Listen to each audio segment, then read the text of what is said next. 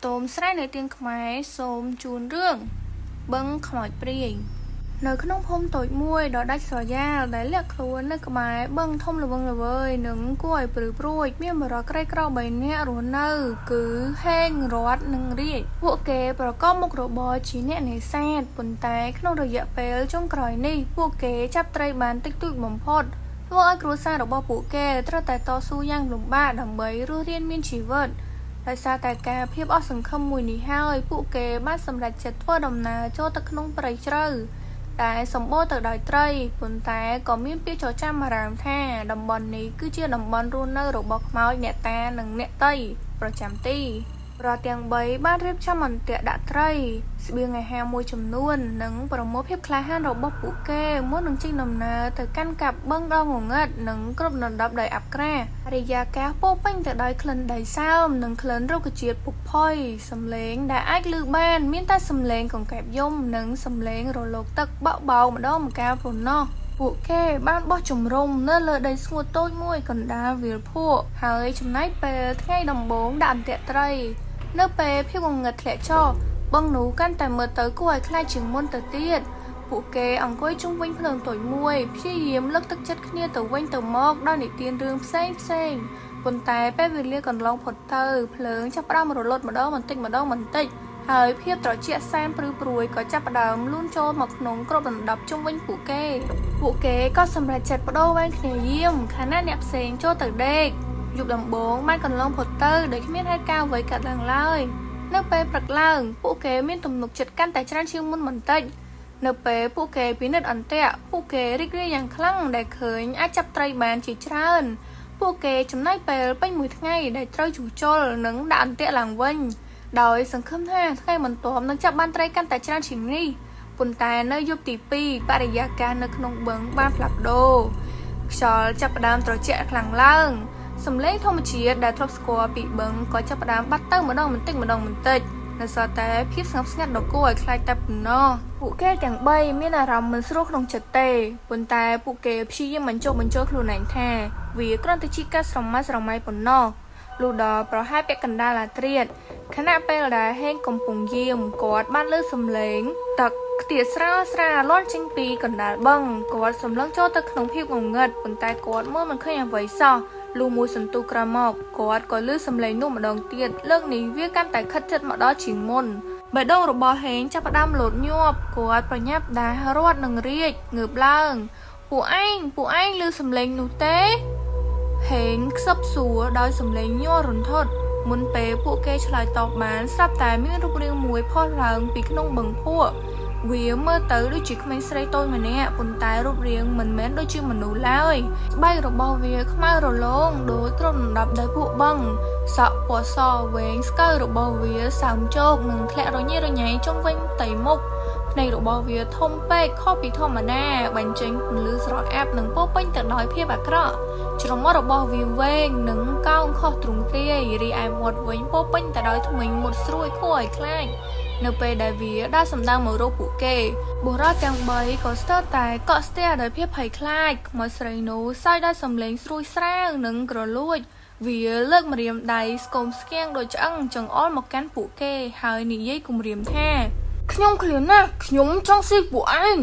ហេងរត់នឹងរាជប្រញាប់ក្រវែងចោលរបស់មួយចំនួនហើយរត់គេចឲ្យលឿនបំផុតតាមដែលអាចធ្វើបានខ្មោចស្រីនោះក៏ប្រញាប់រត់ដេញតាមពីក្រោយសំឡេងសើចដ៏គួរឲ្យរន្ធត់របស់វាលាន់រកងពេញបឹងភក់ជើងធំរបស់វាទះលើដីតិចបង្កើតសំឡេងផ្លោកដ៏គួរឲ្យខ្លាចបុរសទាំង3ដួលចំពុកក្នុងភក់ម្ដងហើយម្ដងទៀតប៉ុន្តែភាពភ័យខ្លាចបានជំរុញឲ្យពួកគេបន្តរត់ពួកគេអាចឮសំឡេងខ្មោចស្រីកាន់តែខិតជិតពីក្រោយនៅពេលដែលពួកគេគិតថាមិនអាចរត់បានទៀតហើយពួកគេក៏ប្រឹងអស់ពីកម្លាំងចុងក្រោយរត់ចេញផុតពីតំបន់បឹងភក់ហើយចូលមកដល់ភូមិដោយសុវត្ថិភាពខ្មោចស្រីនោះបានឈប់នៅត្រឹមព្រំប្រទល់បឹងភ្នែកដែលបញ្ចេញពន្លឺរបស់វាបង្រួមតូចដោយកំហឹងនិងការមិនពេញចិត្តវាបញ្ចេញសំឡេងស្រែកដ៏រន្ធត់ជាចុងក្រោយមុននឹងរលាយបាត់នៅក្នុងភាពងងឹតពួកគេទាំង3ដួលសម្លាប់អង្គុយលើដីដកដង្ហើមញាប់និងញ័រខ្លួនដោយភាពភ័យខ្លាច ពួកគេដឹងច្បាស់ថាពួកគេបានរួចផុតពីសេចក្តីស្លាប់យ៉ាងប្រថុតប្រថុយនៅពេលដែលពួកគេត្រឡប់មកដល់ភូមិវិញពួកគេបានរៀបរាប់រឿងរ៉ាវដ៏គួរឲ្យខ្លាចនេះទៅប្រាប់ក្រុមគ្រួសារនិងអ្នកជិតខាងរបស់ពួកគេនិយាយអំពីការជួបប្រទះខ្មោចស្រីដ៏សែនអាក្រក់នៅក្នុងបឹងភក់នោះដំបូងឡើយមនុស្សជាច្រើនមិនជឿទេពួកគេគិតថាវាគ្រាន់តែជាការស្រមើស្រមៃរបស់បុរសដែលនៅហត់ប៉ុណ្ណោះប៉ុន្តែភាពភ័យខ្លាចដែលបង្ហាញចេញពីកៅភ្នែករបស់បុរសទាំង3និងការនិយាយស្រោកគ្នារបស់ពួកគេបានធ្វើឲ្យសូម្បីតែអ្នកដែលមិនជឿបំផុតក៏ចាប់ផ្ដើមជឿ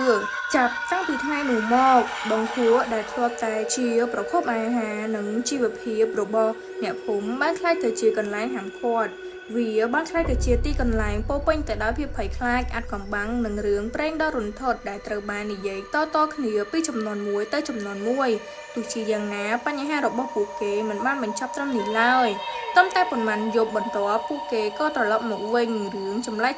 ក៏ចាប់ផ្ដើមកើតឡើងនៅក្នុងភូមិម្ដងទៀតសត្វចិញ្ចឹមជាច្រើនបានបាត់ខ្លួនហើយក្រោយមកគេបានប្រទះឃើញសាកសពរបស់វាត្រូវបានហែកជាបំណែកតូចនៅក្បែរមាត់បឹងនៅពេលយប់ខ្លះក្មេងៗបានអះអាងថាពួកគេបានឃើញស្រមោលមួយដែលមានសក់សវែងឈរចាំសម្លឹងមើលពួកគេពីលើដើមឈើក្នុងព្រៃនៅពេលយប់ជ្រៅអ្នកភូមិតែតែឮសំឡេងសើចស្រាលលាន់ចេញពីទិសបឹងភក់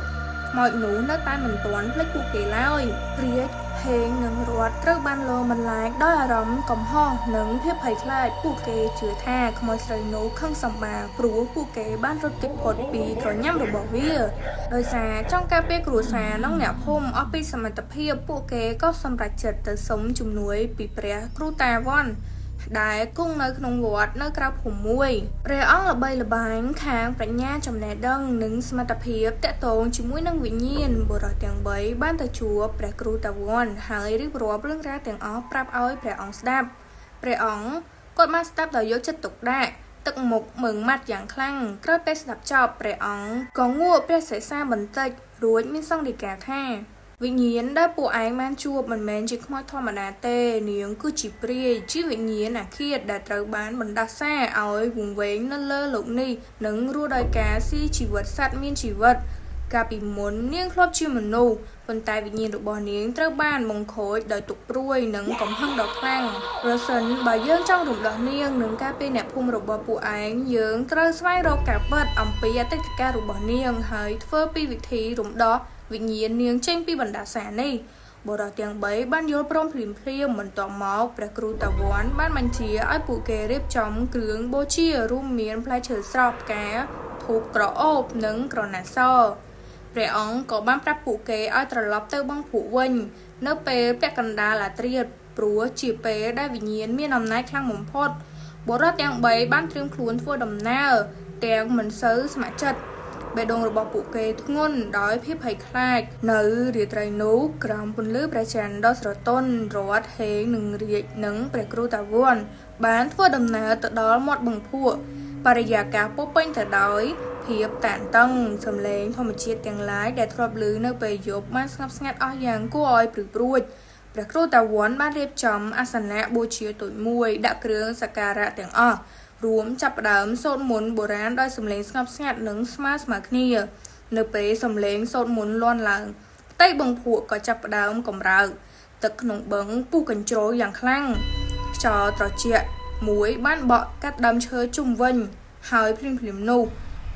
ខ្មោចស្រីបានបង្ហាញខ្លួនចេញពីភាពងងឹតស្បែកខ្មៅរលោងរបស់នាងភ្លឺចាញ់ចាំងក្រោមពន្លឺព្រះច័ន្ទភ្នែកដែលបញ្ចេញពន្លឺរបស់នាងសម្លឹងទៅកាន់មនុស្សទាំងនោះហើយនាងបញ្ចេញសំឡេងក្រហម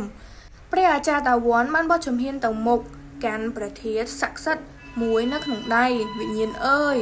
ព្រះអង្គមានប្រសាសន៍ដោយសំឡេងម៉ឺងម៉ាត់ពួកយើងមិនបានមកធ្វើបាបអ្នកទេពួកយើងមកទីនេះដើម្បីជួយឲ្យអ្នកជួបសេចក្តីសុខចូលប្រាប់រឿងរ៉ាវរបស់អ្នកឲ្យយើងស្ដាប់ដើម្បីឲ្យពួកយើងអាចរំដោះចេញពីទុក្ខវេទនានេះបានខ្មោចស្រីងក់ក្បាលបន្តិចធ្មេញមុតស្រួយរបស់នាងភ្លឺចាំងខណៈដែលនាងនិយាយសំឡេងស្អកនិងក្រលួចថាកាលពីយូរលង់ណាស់មកហើយខ្ញុំធ្លាប់ជាក្មេងស្រីម្នាក់នៅក្នុងភូមិនេះគ្រួសាររបស់ខ្ញុំក្រីក្រណាស់ខ្ញុំមានមនុស្សដែលខ្ញុំស្រឡាញ់ម្នាក់ប៉ុន្តែឪពុកម្ដាយរបស់ខ្ញុំមិនអនុញ្ញាតឲ្យតាក់ទងជាមួយគាត់ទេខ្ញុំមិនដែលស្ដាប់តាមពាក្យរបស់ពួកគាត់ឡើយ នៅទីបំផុតបុរសដែលខ្ញុំស្រឡាញ់បានបោកប្រាស់ខ្ញុំហើយលក់ខ្ញុំឲ្យទៅធ្វើជាអ្នកបម្រើខ្ញុំត្រូវធ្វើការយ៉ាងលំបាកដើម្បីសងបំណុលឲ្យគ្រួសារពួកគេបង្ខំឲ្យខ្ញុំមកបឹងនេះជារៀងរាល់ថ្ងៃដើម្បីចាប់ត្រីយកទៅចិញ្ចឹមពួកគេថ្ងៃមួយខ្ញុំបានរអិលធ្លាក់ចូលទៅក្នុងទឹកហើយលង់ស្លាប់សាកសពរបស់ខ្ញុំមិនដែលមាននរណាម្នាក់រកឃើញឡើយហើយវិញ្ញាណរបស់ខ្ញុំចុះឃុំឃាំងនៅទីនេះបឹងពួកនេះបានលេបខ្ញុំយកទៅហើយខ្ញុំក៏បានក្លាយទៅជាវិញ្ញាណដ៏ស្រេកឃ្លាននិងពោពេញដោយកំហឹងព្រះអាចារ្យតាវរងក់ព្រះសិក្សាដោយការអាណិតអាសូរទុក្ខវេទនារបស់អ្នកត្រូវបានបញ្ចប់នៅក្នុងយប់នេះហើយពួកយើងនឹងធ្វើវិធីលំដោះវិញ្ញាណរបស់អ្នកហើយនាំអ្នកទៅកាន់ភូមិដ៏ប្រសើរប៉ុន្តែអ្នកត្រូវសន្យាថានឹងចាក់ចែងពីភូមិនេះដោយសន្តិវិធីខ្មោចស្រីស្ងៀមមួយសន្ទុះភ្នែកដែលបញ្ចេញពន្លឺរបស់នាងញ័ររស់រវើកដោយកំហឹងនិងភាពសោកសៅលាយឡំគ្នាទីបំផុតនាងក៏ងក់ក្បាលខ្ញុំនឹងទៅប្រសិនបើអ្នករំដោះខ្ញុំបានព្រះអាចារ្យវ័នបានចាប់ផ្ដើមសូត្រមន្តព្រះអង្គប្រោះទឹកមន្តចូលទៅក្នុងបឹងភក់បន្តមកព្រះអង្គយកក្រណាត់សចងជុំវិញមែកឈើដើម្បីជានិមិត្តរូបនៃការរំដោះវិញ្ញាណ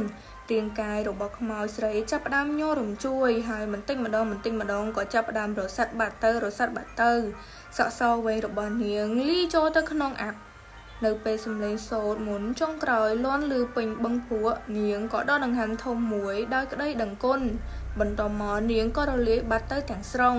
បឹងភក់ត្រឡប់ទៅស្ងប់ស្ងាត់ម្ដងទៀតរយៈកាលដ៏តានតឹងនិងគួរឲ្យព្រឺព្រួយបានរសាត់បាត់ទៅផងដែរអ្នកភូមិដែលឈរមើលពីចម្ងាយមានការកោតសរសើរចំពោះភាពក្លាហានរបស់បុរសទាំង3ពួកគេក៏បានថ្លែងអំណរគុណដល់ព្រះអាចារ្យតាវ័នបានជួយសង្គ្រោះអ្នកភូមិរបស់ពួកគេចាប់តាំងពីថ្ងៃនោះមកបឹងភក់លែងមានកន្លែងដែលគួរឲ្យខ្លាចទៀតហើយអ្នកភូមិបានសាងសង់សាលាតូចមួយដើម្បីឧទ្ទិសដល់វិញ្ញាណរបស់ក្មេងស្រីនិងដើម្បីឲ្យវិញ្ញាណរបស់នាងបានស្ងប់សុខរាជហេងនិងរតបានក្លាយទៅជាវីរបុរសប្រចាំភូមិប៉ុន្តែពួកគេមិនដែលភ្លេចមេរៀនដែលពួកគេបានរៀននោះឡើយពួកគេបានដឹងថាសូម្បីតែវិញ្ញាណដ៏គួរឲ្យខ្លាចបំផុតក៏អាចជាជនរងគ្រោះនៃទុក្ខវេទនានិងការឈឺចាប់របស់ខ្លួនដែរហើយចាប់តាំងពីពេលនោះមករឿងព្រេងនិទានអំពីបឹងភក់ក៏បានក្លាយទៅជារឿងនិទានអំពីការប្រែចិត្តការរំដោះបាបកម្មនិងការអភ័យទោសវាគឺជាការរំលឹកដល់មនុស្សគ្រប់គ្នាថាសេចក្តីមេត្តាករុណានិងការយកចិត្តអាចព្យាបាលស្លាប់ស្នាមរបួសដ៏ច្រើនបំផុតបានទាំងក្នុងជាតិនេះនិងជាតិខាងមុខរឿងនេះមានអត្ថន័យល្អណាស់ព្រោះបង្ហាញថាខ្មោចឬវិញ្ញាណអាក្រក់មិនមែនកើតមកពីភាពអាក្រក់តាំងពីដើមមកទេប៉ុន្តែកើតចេញមកពីទុក្ខវេទនាការក្បត់និងភាពអយុត្តិធម៌ដែលពួកគេបានជួបប្រទះក្នុងជីវិតការមេត្តាការស្ដាប់និងការយល់ចិត្តអាចជួយរំដោះសូម្បីតែវិញ្ញាណដែលវង្វេងបំផុតជាចុងក្រោយនាងខ្ញុំសូមអរគុណបងប្អូនទាំងអស់គ្នាដែលបានទស្សនាវីដេអូរបស់ខ្ញុំនិងស្ដាប់រហូតដល់ចប់សូមបងប្អូនទាំងអស់គ្នាជួយ Subscribe Channel ខ្ញុំម្នាក់មួយផងដើម្បីទទួលបានវីដេអូថ្មីៗទៀតអរគុណ